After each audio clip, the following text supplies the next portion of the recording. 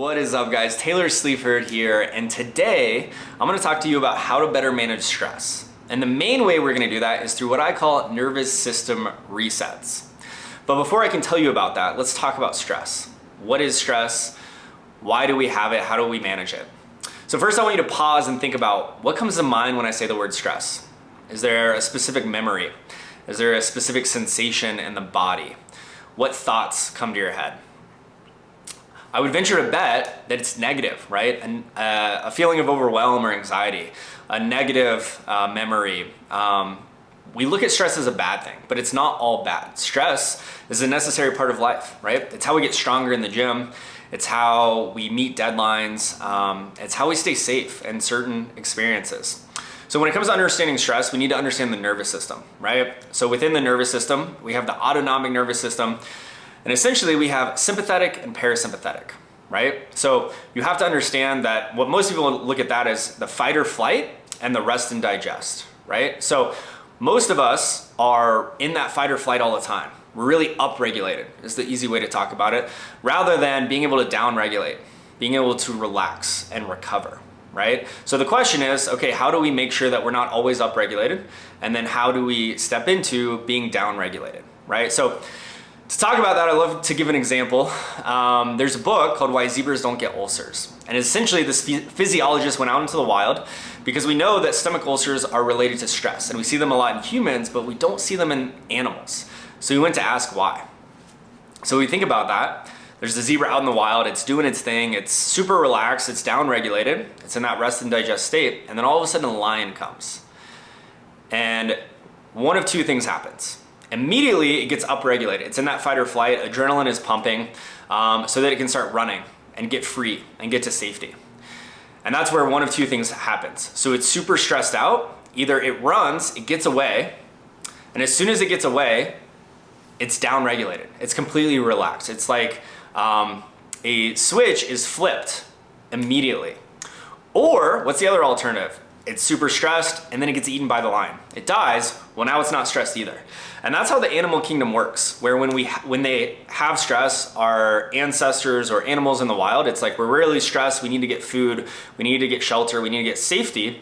And then as soon as we get those things, we're relaxed. The problem with our modern society is we stay upregulated. So if you have an argument at work or financial problems, you take that home with you. You take that, to your in-laws on the weekend, you take that through holidays, right? It keeps us up at night. We're constantly thinking about it and it's keeping us upregulated. So the question is, how do we manage that? How do we go and change that so that instead of just being upregulated all the time, we can then down-regulate? And the thing you gotta realize is everything is stress, right? So one, it's about managing our lifestyle, right? So if you have a really stressful work environment and then you also are always going hard in the gym, and then, when you're at home, you're always working on those extra household chores, like stress is stress to the body. So all of those things are gonna affect you.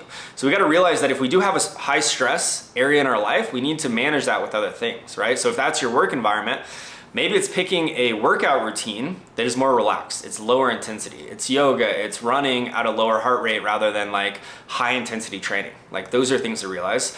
And then it comes down to nervous system resets. This is my favorite way to manage that. So a nervous system reset is essentially a tool to help you downregulate, right? So when we are in that fight or flight experience, when we're super upregulated and we're stressed, like at work, you get an email, you get a phone call, like something happens, right? There's a fire you gotta put out. These are tools to help you manage that. So first and foremost, before I list them, you gotta understand that it's about what works best for you, right? But what we're trying to do is pull us out of that emotional response and that state and get us into a new state, right? So some of my favorite ones are journaling, meditating, going for a walk, right? And the thing is, once you dive into this, it's gonna take time and it becomes a practice. But let's say that you get an email and all of a sudden it's a fire and you're at your desk and all of a sudden your heart starts racing. You're like, oh my God, like why is this happening? And you wanna respond immediately. Instead of responding, let's pause, let's take a moment, let's take 10 breaths, right? Because we know that breath work, especially if we breathe through our nose, can actually help us get into that downregulated state, right? Or maybe it's journaling, right? So before we make a response, before we send that email, we sit down and we just write down everything in our head. We do a brain dump, right? And that allows you to get out of that upregulated state. and then we can make a better decision, right? It could be like if you had a stressful day at work and then you get home, before going into the house with your family, do a little breath work. It could be journal something. It's setting your intention, right? Another one I mentioned is going for a walk. That's one of my favorite things, where it's like, let's get out of that environment, and let's, working out is another one. It literally can change your physiology, right? So that instead of just being in that emotional state where we're constantly thinking about whatever is stressing us out, we can remove ourselves from that. Other things could be play, like go do something fun. One of my favorites is skateboarding. I bought a skateboard during COVID, and it's something that I just go do like when I'm stressed out, I've been in my office, I've been cramped up all day, I'll just go ride for 5 minutes and I feel like a kid again, and it immediately changes my emotional state, right? I have some clients who love to put on your favorite song, right? So if you're in the car or you have an opportunity to play some music, and you're stressed out or you're in an argument, it's okay, let's put on a song that makes you happy, and that'll help you get out of that state. So that's the whole goal, right? Stress is part of life. It's something that is necessary, but also realize that we want to pick tools that help us get out of that state. So figure out what works for you, come up with any new ideas that I didn't list, but this is a way that'll help you manage stress in the day-to-day to be happier, to make better decisions, and have clear thoughts. So if you liked the video, if this helped, give it a like, subscribe to my channel, and if you're looking for any coaching, hit one of the links below, send me a message. I would love to talk more with you about how I can help you.